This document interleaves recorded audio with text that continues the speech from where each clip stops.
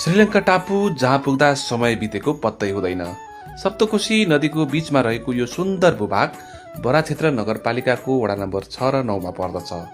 प्राकृतिक सौन्दर्य, उर्वर भूमि र मेहनती मानिसहरूको बसोबास रहेको यो क्षेत्र कृषि उत्पादनका लागि परिचित छ। तर यो सुन्दर ठाउँको आफ्नै पीडा पनि छ।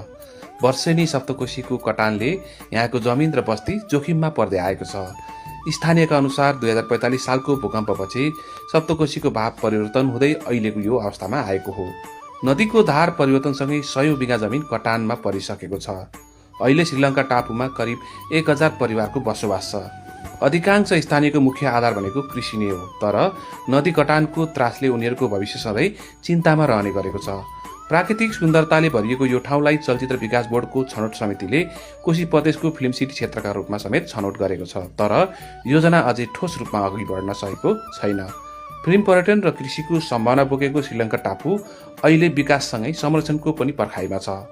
किनकि यो टापुमा हजारौं मानिसको जीवन र सपना जोडिएको यो भूमि पनि हो। यसको संरक्षणमा हामी सबै लागू